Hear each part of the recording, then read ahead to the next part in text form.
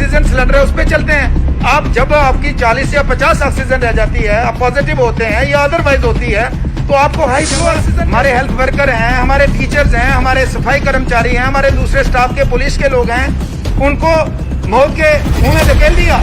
लेकिन जब उनके टेस्टिंग के लिए मशीन लगाने की बारी आई तो आपने दूसरे उनके लिए अलग से जलाने का व्यवस्था की है। कहाँ हमारा प्रशासन?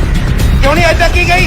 कभी प्रशासन ने जाके देखा कि वहाँ जो हमारा लोकल जो हमारे रीति रिवाज के मुताबिक जो आम रूटीन डेड बॉडी का संस्कार होता है, वहाँ पे लोग तो धोती कुर्ता लगा के नंगे पांव लगा के करते हैं, और दूसरी तरफ उसके बगल में कोविड डेड बॉडी है, उसका पूरी चोरों की तरह उधमपुर से उठा के वहाँ दूसरी जगह शिफ्ट किया जाता है। ये जबरदस्त शिकायत है, क्योंकि अगर कठुआ की बात करें, बाकी डिस्ट्रिक्ट की बात करें, तो वहाँ आपके ऑक्सीजन प्लांट जो है फंक्शनल हो चुके हैं। कठुआ में एक चल रहा है और 2 सैंक्शन नहीं हुए हैं, और यहाँ पहले प्लांट अभी चालू नहीं हुआ, और उसका जो मटेरियल मशीनरी आई थी उसको उठा के वहाँ शिफ्ट कर दिया गया। तो ये एक बहुत बड़ा आक्रोश लोगों के अंदर है, क्योंकि हमारे वेंटिलेटर पूरे फंक्शनल नहीं है। वो तो लोकल जो है आपका ऑक्सीजन सिलेंडर है उस पर चलते हैं। आप जब आपकी 40 या 50 ऑक्सीजन रह जाती है, आप पॉजिटिव होते हैं या अदरवाइज होती है, तो आपको हाई फ्लो ऑक्सीजन चाहिए।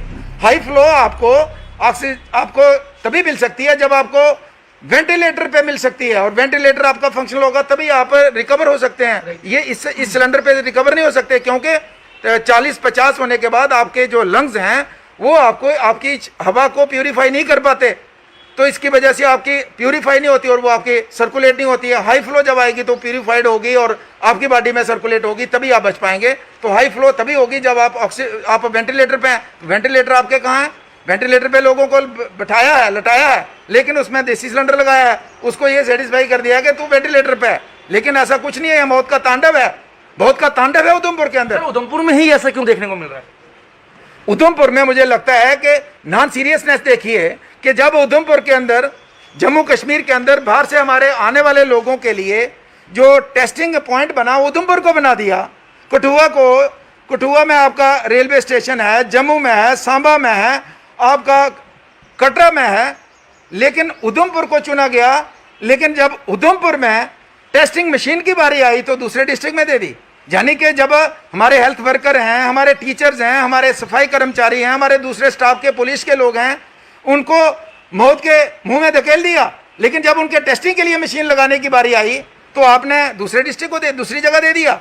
तो यानी कि उधमपुर के लोगों को हमेशा से नॉन सीरियसली लिया गया है।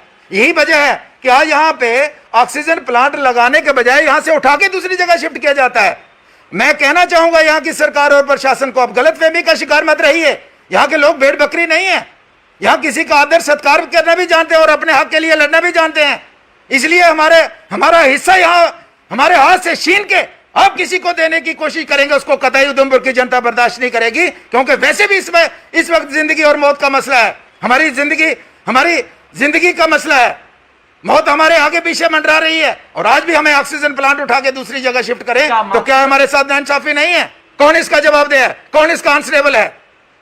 कहीं ना आप मानते हैं कि उधमपुर प्रशासन भी कहीं ना कहीं लापरवाही जो है बरत रहा है? ये लापरवाही नहीं है कि देवका में आपके डेड बॉडीज ही बह जाएं। देवका कंपनी को अकाउंटेबल किसने बनाना है?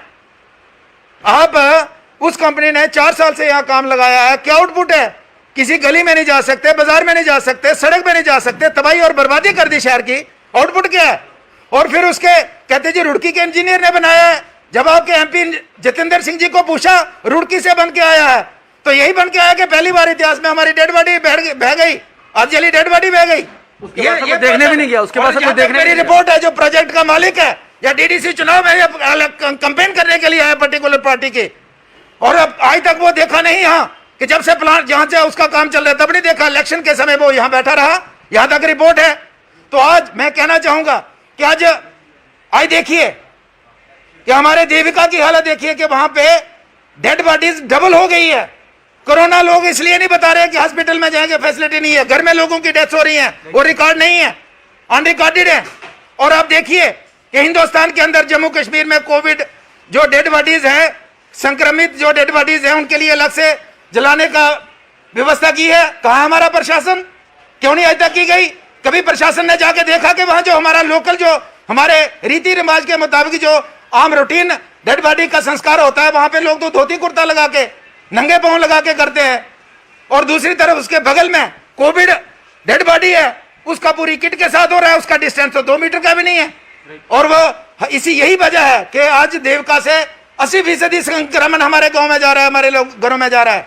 कौन है इसका जिम्मेदार? कौन है? जवाब दे।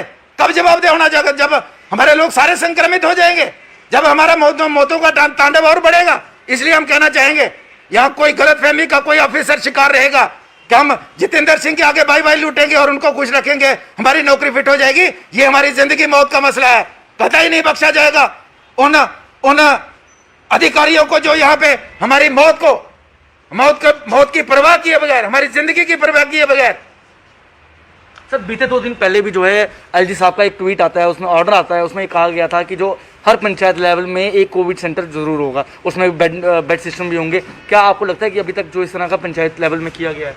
मैं कहना चाहूंगा कि सरकार का दिमाग खराब हो गया है, हर दिन नया फैसला। आज से 10 दिन पहले बोला था कि जो भी पेशेंट है उनको इमीडिएटली आपकी किट दी जाएगी दवाई की, हफ्ते तक किट नहीं मिली। जब डोगरा क्रांति दल ने स्टार्ट की door to door covid patient को घर जाके, उसके बाद इनको शर्म आई, उसके बाद अब किट मिल रही है। जिसको बुखार चाहिए, बुखार की दवाई चाहिए, पैरासीटामोल चाहिए, हफ्ते के बाद खाएगा वो, हफ्ते के बाद उसका बुखार उतरेगा।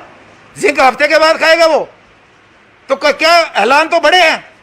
तो इसलिए मैं कहना चाहूंगा, जब इस तरीके की कोई मुश्किलात आती है तो सरकार के ऐलानात होते हैं। तो पहले कहाँ थे? इनको पता नहीं था कि यहाँ पे सेकंड वेव। तो सेकंड वेव आपसे 2 महीने पहले तो महाराष्ट्र में आई, अमेरिका में कई महीने पहले आई। कहाँ थे? क्यों सोए थे? क्यों नहीं आज तक इस पे कार्रवाई हुई? आज हमारी लोगों की जिंदगी जा रही है और आप सिर्फ भाई भाई लूटने की कोशिश कर रहे हैं। ये बर्दाश्त नहीं होने वाला है, ये कतई बर्दाश्त नहीं होने वाला है। आने वाले दिनों में भी जो ये समस्याएं हैं हल नहीं होती तो किस तरह का जो है डोगरा क्रांति दल अपने निर्णय लेगा? देखिए, मैं ये कहना चाहूंगा कि जो किसी भी साथी को कोई समस्या, दिन रात हमें लोग संपर्क कर रहे हैं, जिसको जो समस्या होती है उसके घर में जाके जो हमारे से बेस्ट पॉसिबल होता है वो हम करेंगे। लेकिन सोशल के साथ साथ हम ये भी कहना चाहेंगे कि अगर सरकार इस तरीके से हमारे लोगों को नॉन सीरियसली लेगी तो मैं ये सरकार को कहना चाहूँगा कि उधमपुर का लीडर बलवंत सिंह, आप गलत फहमी का शिकार रहेंगे कि कोई यहाँ टट्टू लीडर नहीं है कि चिमचागिरी करेगा किसी अधिकारी की और आप सिर में हाथ फेर के चले जाएंगे। जवाब दें, अकाउंटेबल हैं। और मैं उन लोगों का कहना चाहूँगा, आपको फख्र होना चाहिए, बलवंत सिंह आपका लीडर है, आपको लीड करता है, अपनी जान की परवाह किए बगैर।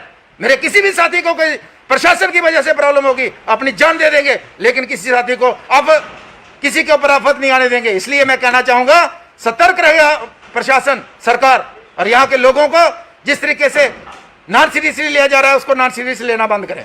जी धन्यवाद जी।